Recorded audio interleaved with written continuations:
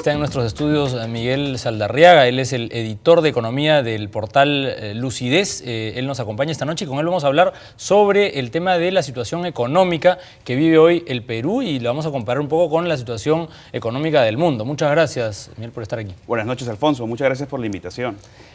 Bueno, en primer lugar, contarles a los televidentes un poco, tú has asumido hace relativamente poco la responsabilidad de ser el editor de la sección de economía de Lucidez, que es un portal de información, de análisis bien importante. Cuéntanos un poco, tú eres máster en economía de la Universidad del Pacífico. Bueno, sí, Alfonso. Yo he trabajado hasta hace poco en el Banco Mundial en Washington, antes he sido economista del Banco Central de Reserva. Estoy de paso por Lima porque luego voy para Londres para hacer estudios en London School of Economics. Y bueno, en ese tiempo he asumido como editor de economía de Lucidez. Lucidez ha tenido un crecimiento exponencial en el año que tiene de vida.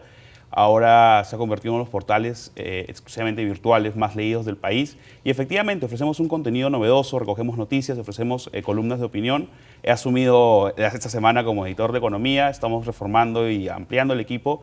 Y bueno, también seguimos la labor de los editores de economía anteriores que han hecho un trabajo magnífico y bastante profesional. Y yo voy a añadir algo adicional respecto de Lucidez. Lucidez y RBC han celebrado ya un acuerdo de colaboración recíproca para que los contenidos que ustedes generan y los que nosotros generamos sean compartidos en las redes y en la televisión abierta y de cable. O sea que es un aliado estratégico de RBC Lucidez y es un gusto tenerte por primera vez aquí en nuestro set. Ya vas a participar más en... Esperemos que no sea la última, ¿no? En los otros programas. No, es más, vas a tener que venir más a menudo. Cuéntanos, ¿cuál es tu opinión general en torno a la situación económica que atravesamos? La situación política, ya hemos comentado un poco con Philip Butters cuál es.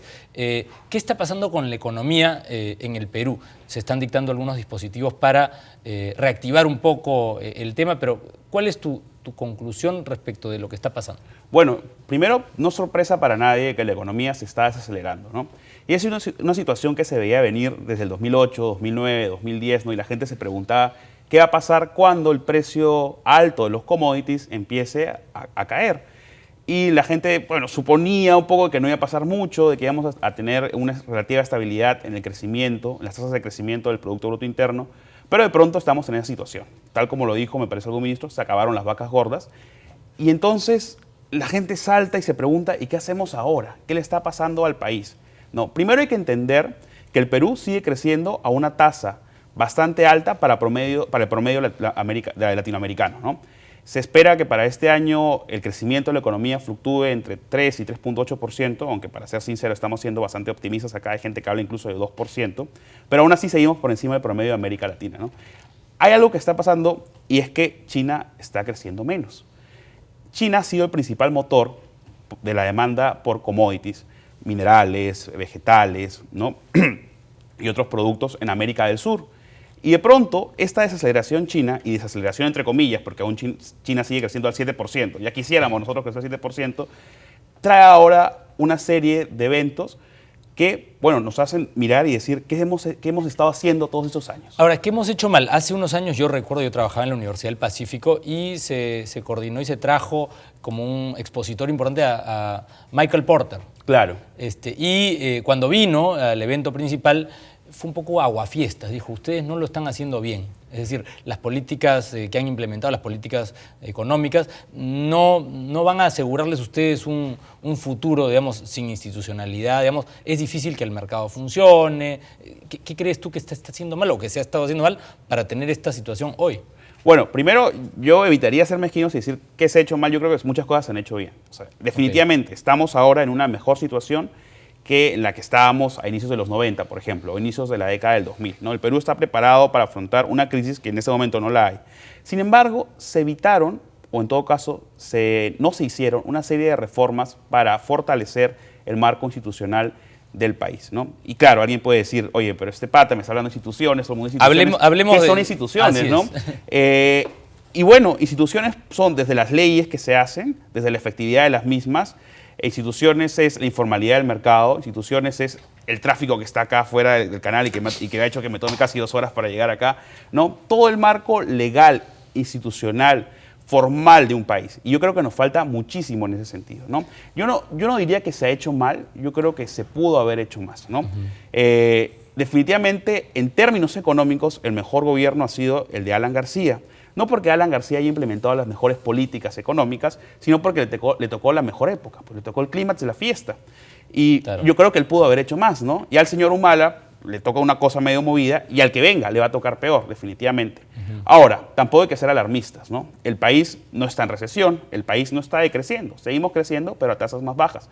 Las proyecciones del Fondo Monetario y del Banco Central apuntan a que el Perú se va a recuperar en el siguiente año. Ahora, una pregunta respecto de un poco de la historia reciente. Con Philip Butters hablamos también de lo que había ocurrido en los últimos años a nivel político. En temas económicos, cuando Boloña estaba en el Ministerio de Economía y se implementaron las políticas liberales, ¿no? Se cambiaron las reglas de juego, en fin, hubo una serie de reformas que se implementaron a lo largo de los años y que no han tenido mayores variaciones. Los pilares, ¿no? de ese modelo siguen vigentes hasta el día de hoy. ¿Qué cosa no se hizo o qué cosa falta hacer de aquí en adelante para que el sistema de alguna manera pueda funcionar? Hay protestas sociales, no todos sienten los beneficios de la globalización. ¿Cuál es tu punto de vista? Bueno, yo creo que hablar de sistema es un poco exagerado, porque en Perú no existe un sistema económico. Lo que existe es un sistema pragmático de reglas que se ha ajustado y que mantiene una serie de principios que yo creo que son necesarios. El libre mercado, y la importancia que tiene el sector privado comparado con, por ejemplo, con lo que teníamos en los 70, ¿no? Donde el Estado intervenía. Y me olvidaba, el tema de la política económica, la política industrial, ¿no? Boloña decía, la mejor política industrial es no tener política industrial, que el mercado determine, ¿no? qué cosa es bueno y qué cosa es malo, qué requieren. ¿Tú qué piensas? Bueno, Boloña probablemente está en un extremo, ¿no? Porque la evidencia sobre política industrial es mixta, ¿no? Hay países que han tenido una fuerte política industrial y que ahora son países desarrollados, como Singapur, que ahora cumple 50 años de independencia, y que Singapur es lo que es por una política industrial acertada, atinada y bien monitoreada, ¿no? Y lo mismo Japón luego de la Segunda Guerra Mundial. Claro, y tú miras Perú y ves tantos parques industriales en la selva, parques industriales en la Sierra Sur, y ves que pues ahí no hay industria, ¿no? Hay bares y hay prostíbulos y otras cosas, y de industria nada, ¿no? Entonces, no podemos decir que la falta de política industrial o la presencia de política industrial garantiza el éxito en el sector industrial, ¿no? Me preguntabas por el sistema. Yo te decía que no existe un sistema per se, existe una serie de principios, pero, y me parece que esto lo habíamos conversado en algún momento, en el Perú no se puede partir de cero con el liberalismo, ¿no? Hay que hacer una serie de cambios y de reformas, ¿no? Qué fácil. Hernando de Soto ha dicho que el tema de la tenencia de la tierra, tal y como está, no conduce sino a más conflictos y que eso no va a permitir el desarrollo ni de Conga, ni de Tía María, ni de ningún proyecto minero porque, digamos, hay tal resistencia de parte del que no recibe nada o el que recibe muy poquito que hay que darles acciones, hay que hacer algo. Tiene un punto importante Hernando de Soto y efectivamente es fácil ser liberal cuando uno ha estudiado en una de las mejores 10 mejores universidades del país y un trabajo asegurado y es parte del 25% de la PEA que es formal. Es súper fácil. Pero cuando estás en el otro extremo y estás, por ejemplo, en un pueblo de la sierra, y para ti que te digan que el Perú crece a 6, a 7, a 8 o a 2, no significa nada, porque todos los años lo que tú haces es sembrar tu papa y vivir de eso, ¿no? Sí. Entonces, falta presencia del Estado, falta mejorar infraestructura, falta mejorar educación. Y Hernando Soto tiene un punto importante, porque efectivamente hay que darle acceso a esas personas. No necesariamente acceso a tierras, pero a los mercados, hacerlos partes del sistema, ¿no? Ahora, yo no quiero criticar a Hernando porque Hernando es un economista muy inteligente, pero viene repitiendo el mismo argumento por 20 años. El tema de los derechos de propiedad, ¿no? Sí, y si uno ve en el mundo y todos los gobiernos que ha asesorado, mucho éxito no se le ve, ¿no? Ahora, yo lo considero una persona muy, muy inteligente, pero no sé cuál es la aplicación que puede tener esto acá, ¿no? Pero sí, digamos, si yo fuese, vamos a un ejercicio digamos, imaginario, ¿no? Si yo fuese presidente, yo te nombraría a ti ministro de Economía, ¿no? ¿Qué harías tú, ¿no? Si fueses el ministro de Economía, te ponen tu fajín.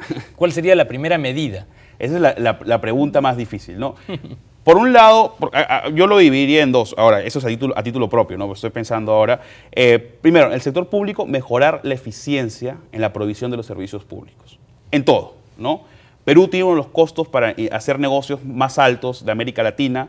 Y cuando uno compara esto con la OECD, triplica el costo de promedio. Para hablarlo en sencillo, ser formal, montar una empresa, un negocio, es una caro, pesadilla. Es caro. Y es difícil. Y ser formal con cosas, con más cosas. Por ejemplo, pedir una licencia de construcción, ¿no? Tú vas, lo quieres construir en Surco, lo quieres construir en Jesús María o en Miraflores. Las reglas son diferentes. Totalmente distintas, ¿no?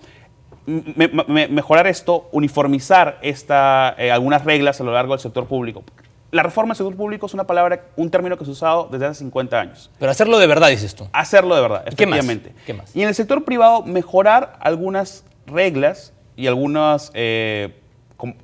incentivar algunas políticas con el fin de generar una mayor formalización Me parece que Gonzalo Segarra estuvo acá hace un par de semanas y mencionaba que el 75% de la PEA es informal, que a mí me parece escandaloso. Quiere decir, 3 de cada 4 personas no tienen un trabajo formal, a pesar de que trabajan, ¿no? Entonces, acá estamos los beneficiados, tus camarógrafos y Philip por allá somos los beneficiados, ¿no? El resto no, o sea, la gente que está afuera no tiene un trabajo formal, no tiene beneficios. Generar formalidad, generar competitividad, ¿no? Ya lo decía Pedro Pablo Kuczynski y lo decía atinadamente, no se puede legislar sobre competitividad por decreto. El Perú no va a ser más competitivo porque firme. Has mencionado a Kuczynski. Kuczynski ahora dice que es socialista. ¿Ah? ¿Qué opinas? Los políticos hoy, está de moda ser socialista. Mira, a título personal, uno puede ser socialista, izquierdista, derechista. Son títulos que se inventan para pegar con la gente. A la hora de hacer economía, la gente tiene que ser práctica y tratar de llegar a la mayor cantidad de personas. Felizmente, en el Perú, la mayoría de candidatos se ha dado cuenta de esto. O sea, no estamos todavía en año electoral, la gente se va preparando, los candidatos me refiero. Cuando lleguemos al próximo año, tú vas a ver probablemente que gran parte de las propuestas de política económica de todos los candidatos van a ser las mismas. Ahora, una pregunta, tú que has analizado y analizas permanentemente la situación económica, este asunto de la inclusión social, ¿cuánto se ha avanzado en ese terreno? Porque fue la bandera del presidente que tenemos hoy, ¿no? Se ha avanzado mucho. Si uno, y no, ha sido la bandera del presidente que tenemos hoy, pero se ha avanzado incluso social desde hace más de 2 décadas, ¿no? Si tú miras la pobreza, por ejemplo, se ha reducido casi la mitad en 2 décadas y media. Es una cifra única en América Latina, solo Panamá la comparte y Perú tiene avances significativos en eso. Yo creo que falta inclusión social en algunos sectores, no solo en los sectores más pobres, sino en la gente de la clase media vulnerable, ¿no? Porque efectivamente la gente ahora tiene mayor acceso a educación, la gente tiene mayor acceso a servicios y a oportunidades, pero está en un estado muy vulnerable. Que sucede algo, o pierde el trabajo, o hay algún choque económico y regresan a la pobreza. Caen otra vez, ¿no? Efectivamente, ¿no? La inclusión debería garantizar permanecer en la inclusión. Y el tema impositivo, el tema tributario, digamos, ¿no crees tú que simplificar el sistema tributario ayudaría que, yo siempre digo, el sistema está diseñado para votar a la gente, o sea, no para animarlas a ser formales. Le aplican las mismas reglas que al banco de crédito al dueño de una bodega. O sea, es complicado, ¿no? Tener una contadora, o sea, ¿no crees que un cambio dramático en el sistema de tributación ayudaría? Yo creo que se deben hacer cambios porque todo sistema es mejorable. Yo creo que se puede mejorar. Esta serie de políticas no viene de la SUNAT, sino del MEF. Mucha gente dice, no, la SUNAT tiene la culpa. Bueno, la odian. Claro. El peor enemigo del peruano es la SUNAT. Claro, y la SUNAT es simplemente la persona que recolecta los impuestos, ¿no? Ah, no. Y bueno, y lo hace algunas veces de manera drástica. Pero quien crea toda la política tributaria es el Ministerio de Economía, ¿no? Y creo que se puede simplificar mucho todavía, pero creo que se está avanzando. Lo que falta acá, y de alguna manera está relacionado también con las instituciones, es conciencia sobre por qué pago impuestos, ¿no? Veía hace poco en una red social que alguien decía el peor enemigo de otro peruano efectivamente es la SUNAT y ponían en esta página, esto lo dice una persona que no paga impuestos, ¿no? Entonces, claro, todos acusamos, todos tiramos la piedra, pero ¿quién está pagando impuestos? ¿Para qué pagamos impuestos, no? Y acá está la relación entre, efectivamente, estamos pagando impuestos para recibir servicios de mejor calidad.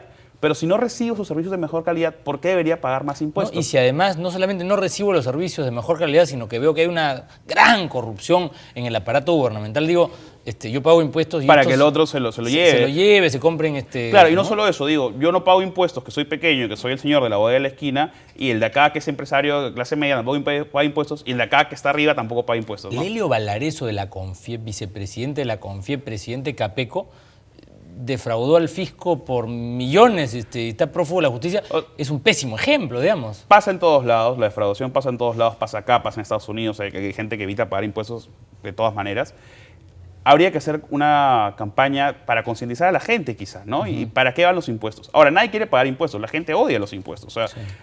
Yo imagino que ahí te descuentan una parte que va para tu planilla y si ahora te dicen va a ser el doble, tú vas a decir, oye, ¿qué está pasando acá? Claro. Y te van a decir, no, es que la gente en la sierra va a tener más luz y más agua. Entonces, oye, pero a mí qué me importa, ¿no? O sea, eso es mi plata. Entonces, falta quizás tomar conciencia sobre eso.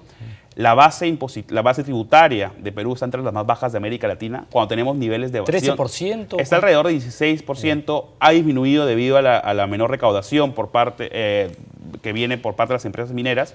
Sin embargo, tenemos los niveles de evasión similares a otros países. ¿Qué quiere decir? Que países que tienen igual evasión recaudan más que el Perú, como porcentaje del PIB, ¿no? Increíble. Ahora, y cuéntanos un poco qué se vislumbra en un año políticamente movido. La economía va a pagar patos, es decir, vamos a tener el mismo nivel de crecimiento, las inversiones se van a estancar. Vamos a hablar a continuación con un especialista en temas de desarrollo inmobiliario. El sector inmobiliario y constructivo está parado o relativamente detenido. ¿Qué puede ocurrir? ¿Cuál es el pronóstico?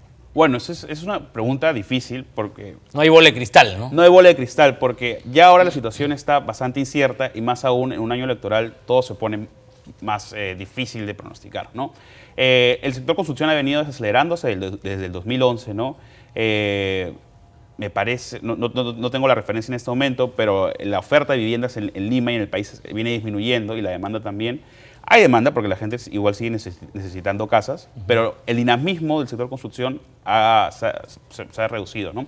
Las inversiones mineras, de acuerdo a información que la Sociedad de Minería, Energía y Hidrocarburos publica, la inversión minera debería incrementar para el 2016 y aumentar aún más para el 2017. ¿Y qué opinas? Has hablado del tema de la inversión minera.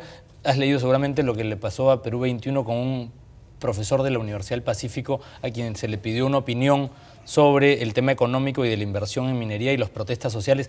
¿Conoces el caso? La verdad que no, pero si me puedes contar rápidamente. Bueno, no, se le pidió a un profesor que emite una opinión respecto de por qué había proyectos que habían salido adelante y otros que no, y dijo una cosa que no le gustó, parece, al equipo directivo, ¿no?